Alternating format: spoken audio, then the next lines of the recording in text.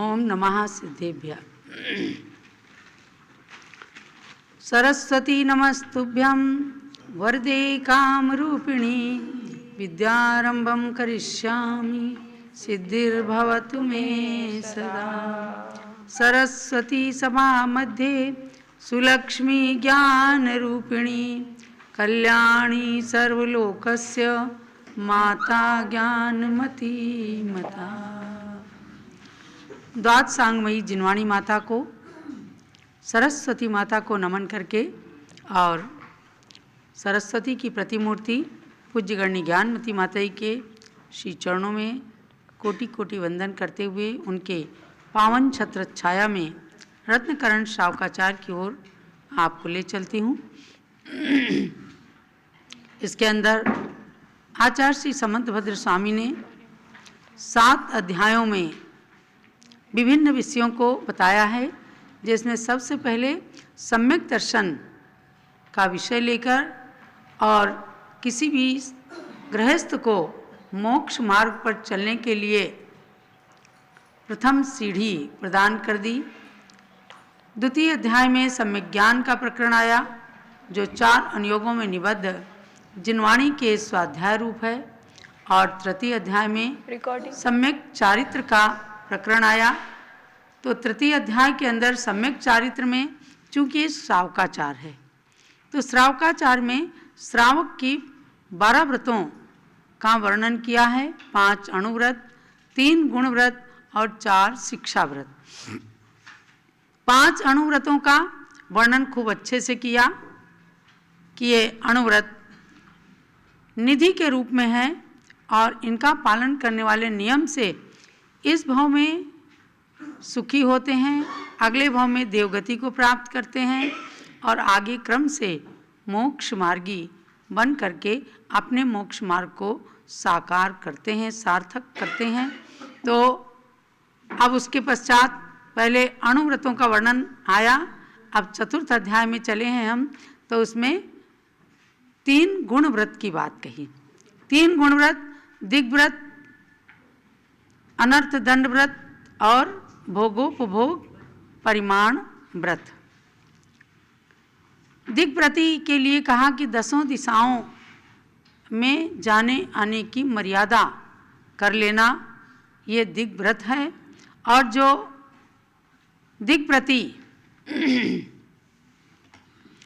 मर्यादा के बाहर बिल्कुल आते जाते नहीं, निर्दोष रूप से अतिचार रहित दिग्व्रतों का पालन करते हैं, यानी जो सीमाएं रख ली गई दिशाओं की उसके अतिरिक्त में नहीं जाते, तो यहाँ तक कह दिया कि उनके उपचार से महाव्रत हो जाते हैं। समझे ना? जो दिशाएं सीमित की गई उनके बाहर कोई कृतकारी तन्मोदना मन वचन काय से व्यापार नहीं करना, अर्थात नहीं जाने का भाव रखना। तो कहा कि ये दिग्व्रति श्रावक के अपनी मर्यादा के बाहर अणु मात्र भी चूंकि पाप नहीं लगता, इसलिए उसके 5 अणुव्रत सीमा के बाहर 5 महाव्रत रूप से परिणत हो जाते हैं। बहुत बड़ी बात है, पुण्य की बात है, क्योंकि हिंसा आदि पापों का उसमें परित्याग हो गया। अब कहते हैं कि दिग्व्रति जो मर्यादा के बाहर नहीं जाते हैं और उन्हें महाव्रती भी कह दिया गया, मतलब उस रूप से केवल, तो महाव्रती किस तरह से होते हैं, ये तो एक प्रश्न सूचक बात आ गई। 71 नंबर के श्लोक में अब चलते हैं, तो पहले मंगलाचरण लीजिएगा।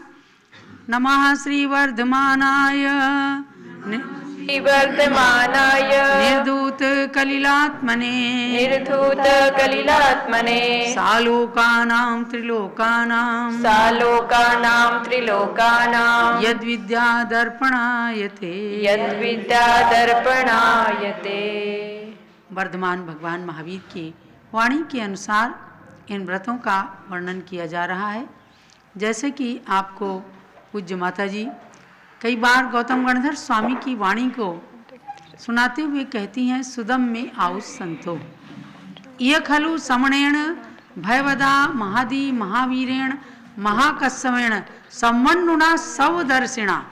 कैसे महावीर भगवान गणधर स्वामी कहते हैं कि हे भव्यात्माओं सुदम्य आयुष संतो, मैंने हे आयुष मंतो मैंने सुना है। किनसे सुना है?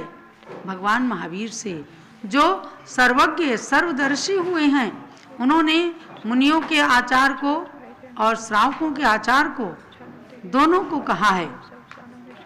उसी वाणी को आधार बनाकर हमारे कुंद कुंद स्वामी आदि ने जो बात कही, उसी का अनुसरण करते हुए यह समंतभद्र स्वामी आचार्य देव की एक अद्भुत अलौकिक कृति है। 36 श्रावकाचारों में रत्नकरण श्रावकाचार को प्रधान स्थान, प्रमुख स्थान दिया गया। तो अब इसमें दिग्व्रती के कल्पना रूप से महाव्रत होते हुए भी वह महाव्रती नहीं भी है, क्योंकि मुनि लोग महाव्रती होते हैं तो उस बात का प्रतिपादन करते हैं। 71 नंबर के श्लोक पर चलेंगे। प्रत्याख्यान तनुत्वान् मंदतराश्चरण मोह परिणामा सत्वेन दुरवधारा महाव्रताय प्रकल्प्यन्ते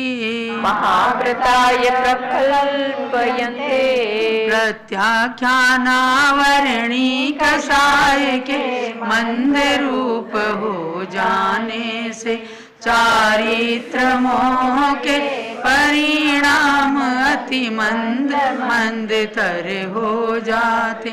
यद्यपि ये चारों ही कषाय अस्तित्व लिए रहती उसमें, फिर भी अणुव्रत महाव्रत होवे, फिर भी अणुव्रत महाव्रत होवे।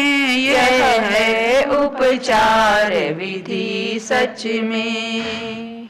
अब यहाँ आप थोड़ा सा चरणान योग के अंतर्गत भी करणान योग को जानिए कि प्रत्याख्यानावरण कषाय के मंद हो जाने से चारित्र मोह के परिणाम भी मंद मंद हो जाते हैं।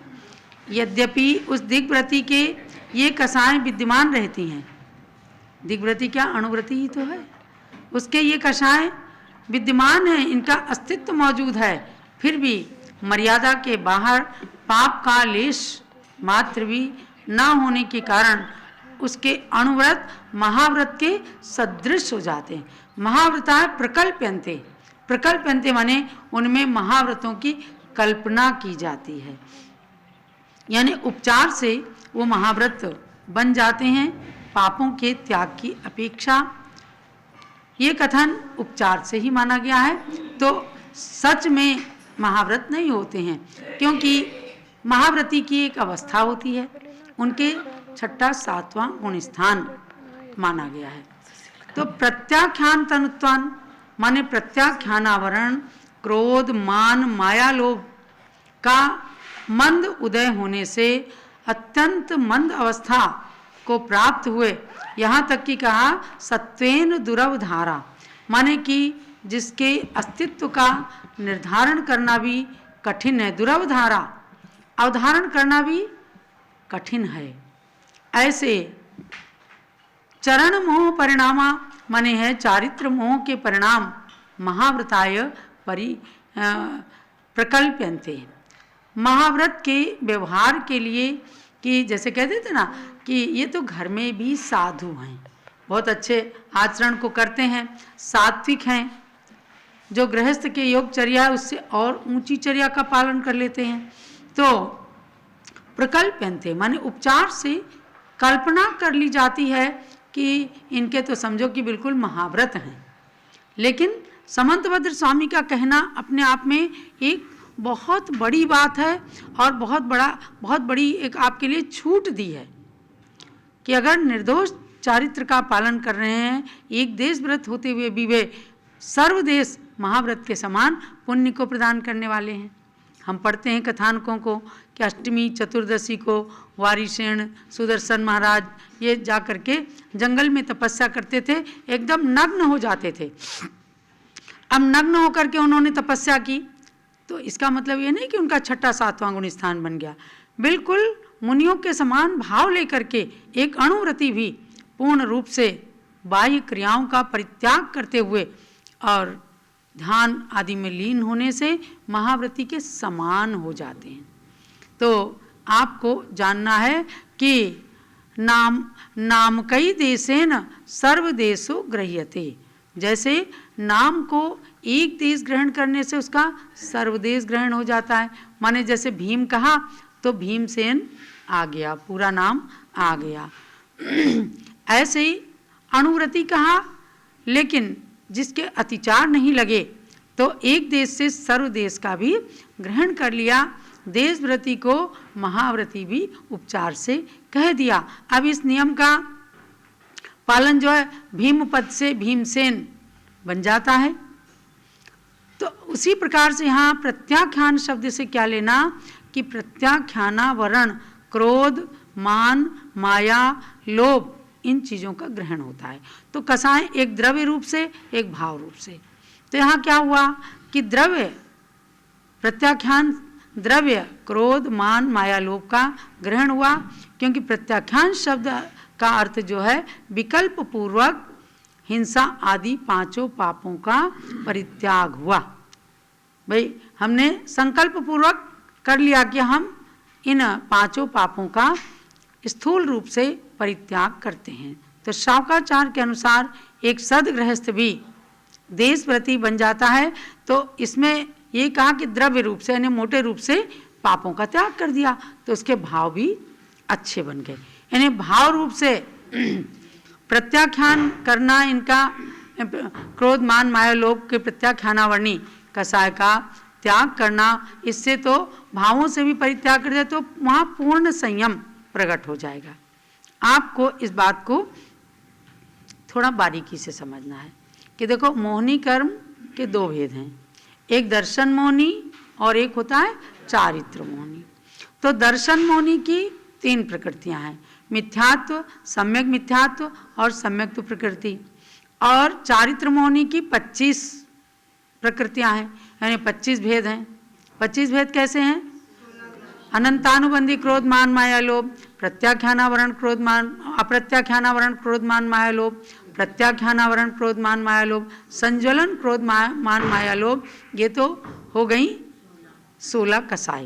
यानी चारित्र मोहिनी के भी दो भेद कर दिए, एक कसाय वेदनी और एक अकसाय वेदनी। तो कसाय वेदनी के 16 भेद हो गए। बिल्कुल सरल है, लेकिन शुरू से यदि करणान योग का स्वाध्याय नहीं किया तो आपको हो सकता है कठिन मालूम पड़े। और अकसाय वेदनी के 9 भेद किए। कौन कौन से? हास्य, रति, अरति, शोक, भय, जुगुप्सा, स्त्री वेद, पुरुष वेद, नपुंसक वेद। अब ये कुल मिलाकर मोहिनी कर्म की 28 प्रकृतियां हुई। तो उनमें दर्शन मोहिनी कर्म के साथ में 3 कर्म प्रकृतियों के साथ में चारित्र मोहिनी की 4 प्रकृतियां ली गई, अनंतानुबंधी क्रोध मान माया लोभ। यानी अनंत अनंत भवों में जो कसाय बंधानुबंध को प्राप्त कराने वाली हैं, ऐसी अनंतानुबंधी की 4 प्रकृतियों को इन 3 के साथ में ले लिया। तब 7 प्रकृतियों के उपशम, क्षय या क्षयोपशम से औपशमिक सम्यक दर्शन, क्षायिक सम्यक दर्शन या क्षयोपशम सम्यक दर्शन प्राप्त होता है। ये सब क्या अंतरंग की बात है। ऊपर में देवशास्त्र गुरु का श्रद्धान किया, अपने सम्यक दर्शन को 8 अंग से सहित पालन किया, 25 मल दोषों से रहित पालन किया।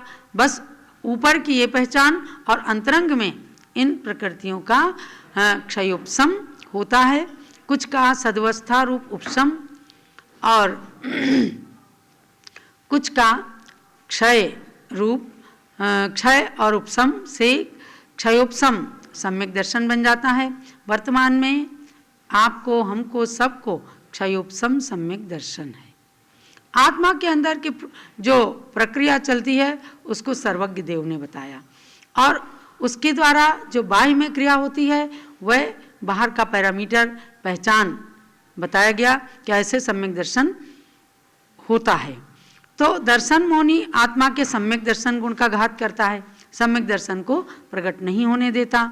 और चारित्र मोहनी जो है चारित्र गुण का घात करता है, यानी चारित्र को प्रकट नहीं होने देता, चाहे देश चारित्र हो चाहे सकल चारित्र हो। चारित्र मोहनी कर्म के कसाय वेदनी अकसाय वेदनी की अपेक्षा से हमने आपको 2 भेद बताए और फिर उसके बता दिए कि 25 भेद, कसाय वेदनी के 16 भेद और अकसाय को 9 कसाय भी कहते हैं, कसाय के समान। तो सम्यक्त गुण को घातने वाली यह अनंतानुबंधी क्रोध मान माया लोभ हैं जो आत्मा के सम्यक्त गुण को घातते हैं। यद्यपि ये चारित्र मोहनी कर्म की प्रकृतियां हैं, फिर भी इनका उदय रहते हुए सम्यक्त प्रकट नहीं हो पाता।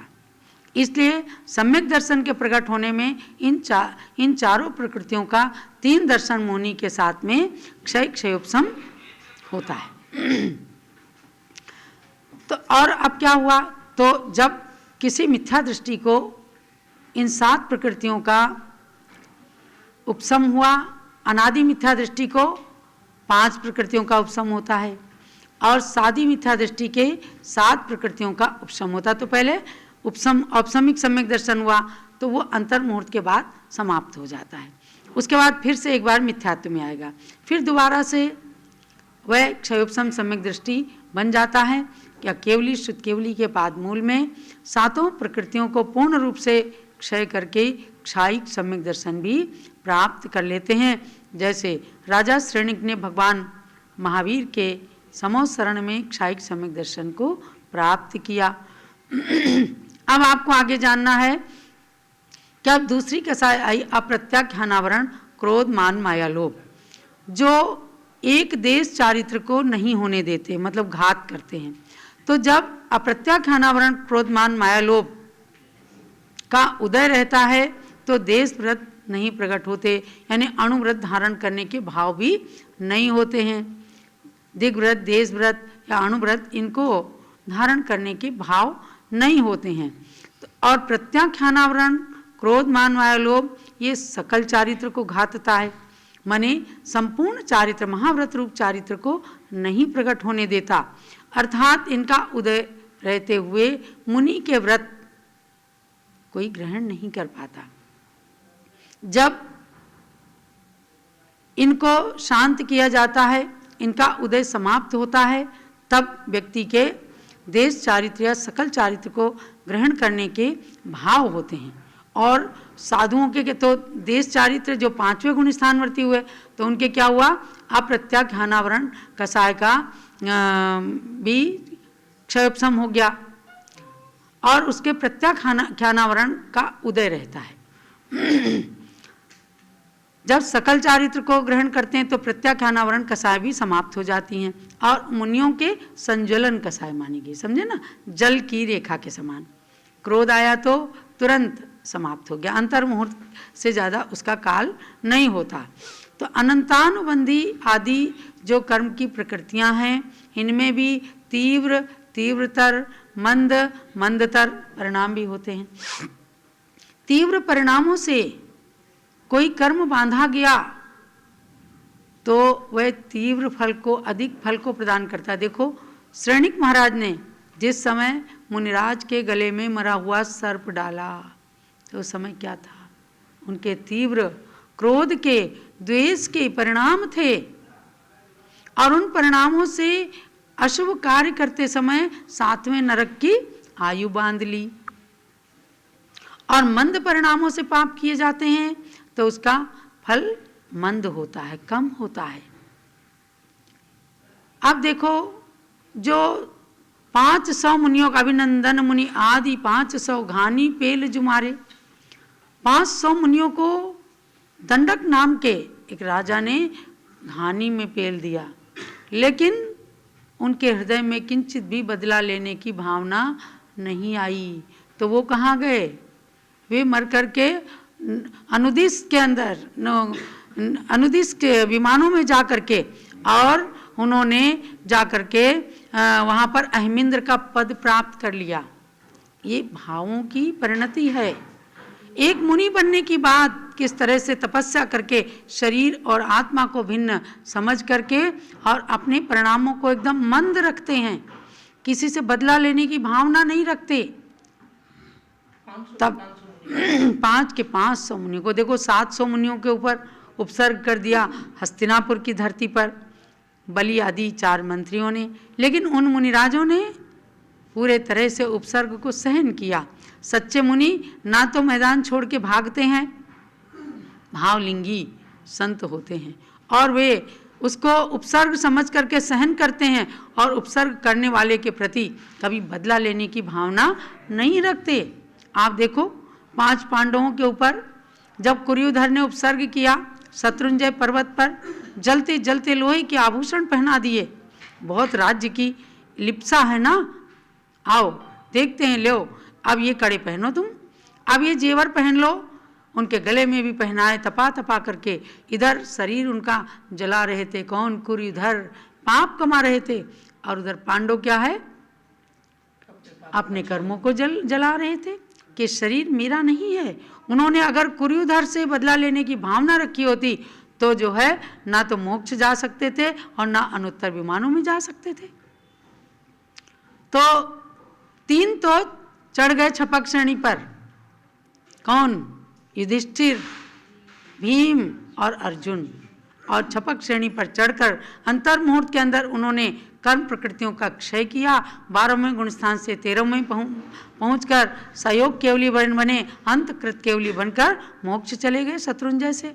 और 2 भ्राताओं ने, नकुल और सहदेव, उपसम श्रेणी चढ़ गए। मतलब 7वें के बाद 2 तरह के मार्ग चले, 3 जने छपक श्रेणी चढ़ गए और 2 जने उपसम श्रेणी चढ़ गए। सीढ़ियाँ हैं। अब लोग कह देते हैं कि उनके मन में भाइयों के प्रति विकल्प आ गया। ये कहने की बात है। असली बात यह है कि अगर ऐसा विकल्प होता, वहाँ तो निर्विकल्प समाधि में स्थित हुए थे। जहाँ देह अपनी नहीं तहाँ न अपना कोय, घर संपत्ति पर प्रकट हैं, पर हैं परिजन लोय। हम तो पढ़ते हैं खाली भैया, और उनने अपने ऊपर प्रैक्टिकल रूप में बिताया, तब जाकर के आज उनका इतिहास स्मरण किया जाता है। ऐसे परिणामों के अंदर कुल मिलाकर के यहाँ जो चल रहा है कि प्रत्याख्यानावरण, क्रोध, मान, माया, लोभ का अत्यंत मंद उदय होने के कारण अणुव्रति के अंदर भी महाव्रतों की कल्पना कर दी गई, माने कि वे महाव्रति के समान हो गए, इतना जानना। अब आगे कहते हैं कि महाव्रत का लक्षण क्या है, पूरी तरह से उनको महाव्रती क्यों नहीं कहा गया। महाव्रत कह करके उनको लालच तो दे दिया गया, लेकिन पूर्ण महाव्रती क्यों नहीं कहा गया। तब आगे आप चलिए 72 नंबर के श्लोक में, पंचानां पापानां हिंसादीनां मनोवचः कायैः कृतकारितानुमोदैः त्यागस्तु महाव्रतं महतां हिंसा अनृत चोरी मैथुन परिग्रह ये 5 पाप माने मन वचन काय को कृतकारित अनुमति से गुण थे नव जाने। इन 9 कोटि से 5 पाप का जो संपूर्ण त्याग करते उन महापुरुष के ये 5 व्रत नाम महाव्रत को धरते। असली 5 महाव्रत कौन से हैं? तो कह रहे पंचानाम पापानाम, पाप कितने हैं? 5। हिंसादिक 5 पाप हैं, उनको मन वचन और काय से और फिर कृतकारित अनुमोदना से मैं इस पाप को न करूँगा, न कराऊँगा, न करते हुए को अनुमति देऊँगा। ऐसे कृतकारित अनुमोदना को मन वचन काय से गुणा किया तो 3 3 9 हो गए, और इनको कहते हैं 9 कोटि से विशुद्ध। तो 9 कोटि के द्वारा 5 पापों का जो संपूर्ण त्याग कर देते हैं वे महापुरुष महाव्रती कहलाते हैं। तो जो अणुव्रत और 5 अणुव्रत और 3 गुणव्रत 4 शिक्षा व्रतों का पालन करने वाले हैं, वे 9 कोटि से 5 पापों का पूर्ण रूप से त्याग नहीं करते हैं, लेकिन दिशा विदिशाओं का जो परिमाण करते हैं उससे बाहर बिल्कुल लेस मात्र भी दोष नहीं लगाते, इसलिए उनके अणुव्रतों में महाव्रत की कल्पना की गई है। आप ये जानें, महापुरुषों के द्वारा पालन किए जाने से महाव्रत और स्वयं में ये महान हैं, इसलिए इनको महाव्रत कहा गया है। आज के स्वाध्याय का ये सार समझना कि 5 पापों का एक देश त्याग करने वाले अणुव्रती हैं और सर्वदेश त्याग करने वाले महाव्रती हैं। जावाणी के ज्ञान ते सूझे लो कालो,